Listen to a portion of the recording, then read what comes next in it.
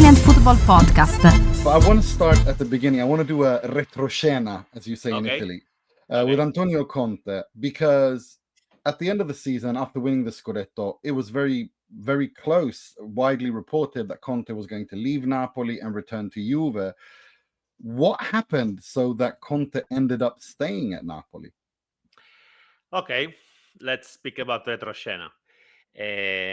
Conte lived some difficult moments, happy moments, but even difficult moments during last year with Napoli, because especially in January, he didn't expect to lose Kvaratskhelia. It was really hard to accept for him. It was something against what he's used to. You know, he used to the culture of work. If you work, you win. He was working a lot. He was winning. And then what happens? Your club sells the best player, maybe in Serie A. This is something impossible. So, and Conte was hit by this stuff. But when after many months, he said, I never spoke directly with Juventus. For our sources, he said the truth, because we are 100% sure that Juventus spoke with people near Antonio Conte, until the point that many good journalists in Turin were sure that Antonio Conte was coming back to Juventus, because people really close to Antonio Conte answered, it's possible. Let's see what happens.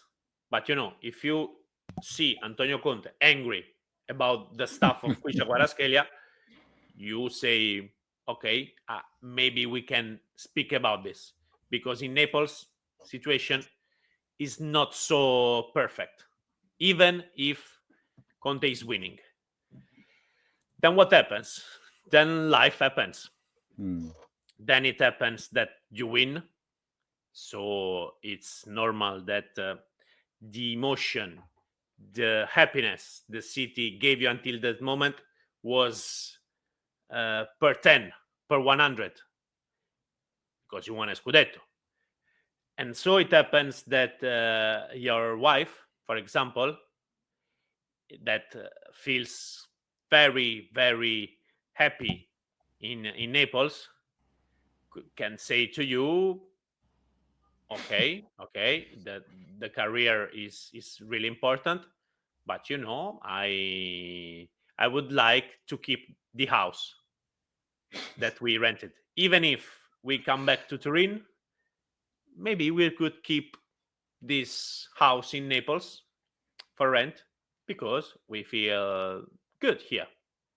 So life goes on, and then you speak with Aurelio De Laurentiis. If Aurelio De Laurentiis says to you, okay, you're right, let's see what we can do together. How about I buy Kevin De Bruyne? Things can change. And things changed. It's not only about Kevin De Bruyne. I'm not saying that he's the joker that changed everything. No. They spoke about the club. They spoke about the structures. They spoke about, for what I know, economic aspect too. So, and they spoke a lot. they spoke a lot before arriving to a decision. But, as you can see right now, Conte is still working with Napoli, and in less than 2 weeks, he will be again between the mountains of Di Maro, starting new season 25-26. It's interesting, because if you look at Antonio Conte's career as a player, as a coach. He's always been a bit of a vagabond. He's never been happy. He was at his Juve, even his own Juve. He left after 3 years. He went to the Italy national team. Didn't really feel like he did a fantastic job everywhere he's gone, but he never really felt like he belonged there. Now it's a little bit like not ironic, but this kind of notion that he comes to Naples where nobody expected him to stay more than one season, where nobody expected him to work with, because him and De Laurentiis being very fiery characters, nobody expected them to work well together, that he ends up staying there. Well, Antonio Conte feels at home. If you asked me this question 1 year ago when Conte came, I would have answered, I expect him at least to stay 2 years. Okay. I am not saying I see the future. I'm just saying that was my feeling, not more. But I expected him to stay at least 2 years. I had doubts about the 3 years. Maybe he will stay longer. 1 year ago, I had doubts. I was saying 2 years, it's good, but 3, I had in my mind the story of Spalletti of the 30 year, the email, you cannot activate this clause with just an email. I still had fresh in my mind that story, so I thought 2 years, I believe it. 3 years, let's see what happens. So now we can speak about a really good relationship between Conte and the city. Conte is very capable. He knows the world of football. He knows that everything in football can change very fast. He already knows that now it seems to live a dream for him, for his family, for the fans. Napoli is living another dream like 2 years ago. But things can change really, really fast. So I am pretty sure that he's going to point a mark on this page, on his story. This year is another page. Let's start from the beginning. Well, let's keep good things that we have, but now with the first participation of Napoli in Super Champions League, with a lot of expectation, because now you have to confirm what you did. Yeah. So it doesn't surprise me that he stays, because this is another great challenge for him. Yeah, absolutely. And speaking of his relationship with De Laurentiis, I mean, it seems that there's a lot of mutual respect there. But how would you characterize their relationship, De Laurentiis and Antonio Conte? Two strong characters, two strong personalities. But you said the perfect word. There's a lot of respect. They have this mutual respect because maybe they know that they have many things in common.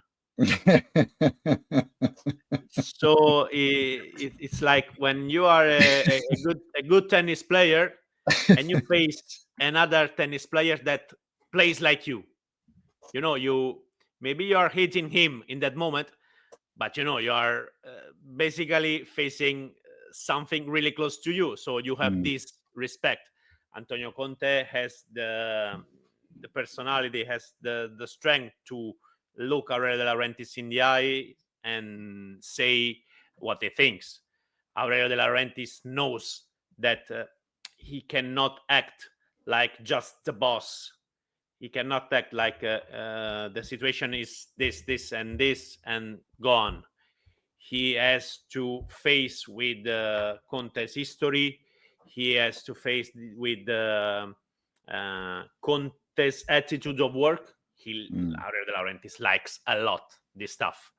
That the fact that Antonio Conte always think about work, that he's capable to be loved by the team even if he destroys them during the training. Yeah. It's amazing. This is something that I still can't believe.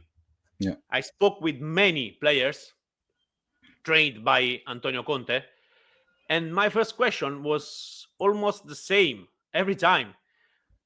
If you say to me that you puke when you train with Antonio Conte, that sometimes people puke at the end of the session with Antonio Conte, how can you love him?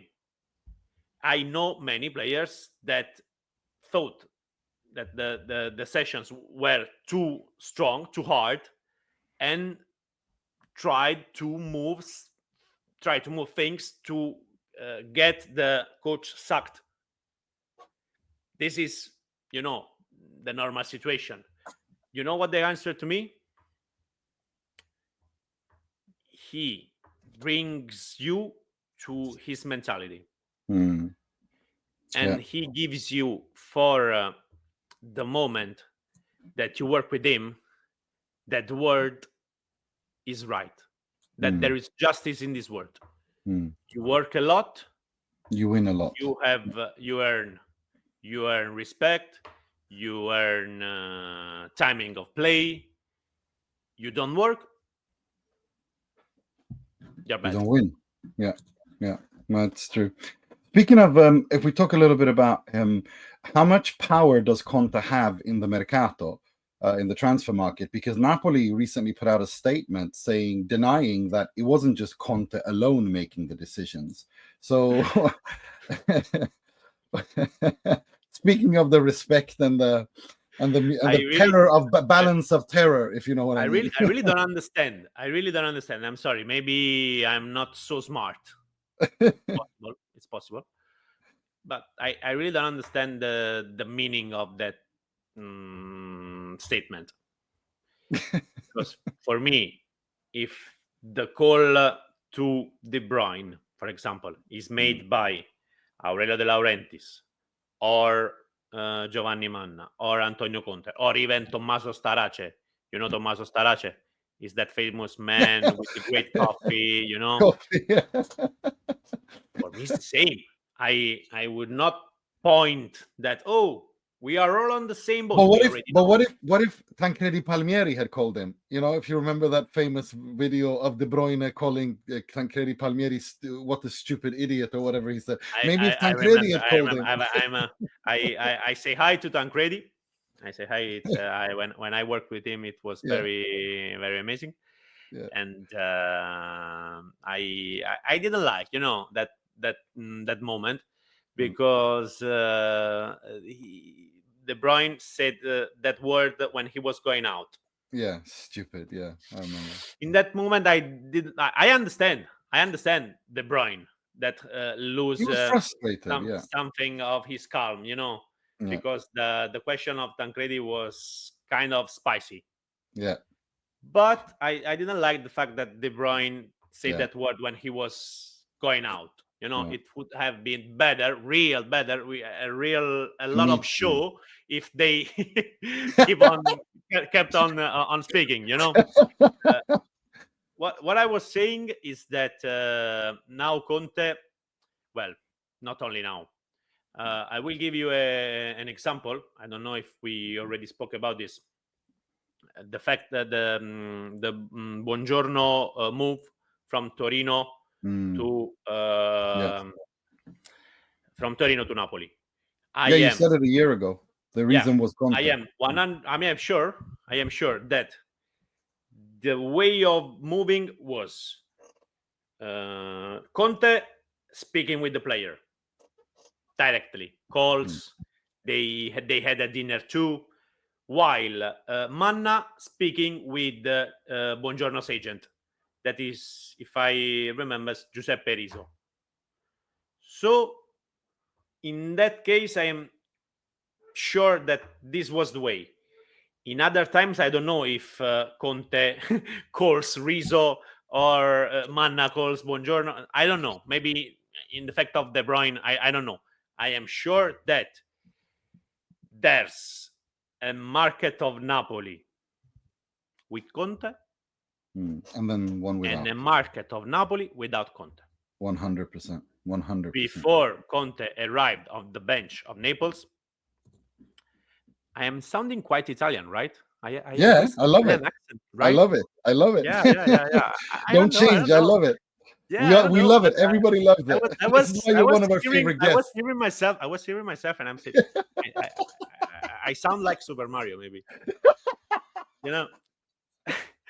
And Conte, before the arrival of Conte, if I am not wrong, Napoli bought Spinazzola. Yeah. And another player that I don't remember in this moment. But when Conte came, it was easier to get Lukaku. It was easier to get Buongiorno. It was easier to get McTominay. Gilmour. Napoli was ready to buy Arthur, the Brazilian midfielder. You remember? Arthur Melo? Yeah. The blonde guy. Yeah. That one. Okay.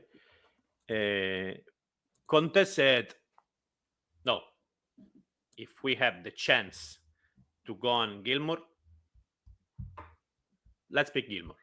Okay. And he had a really correct point of view, in my opinion.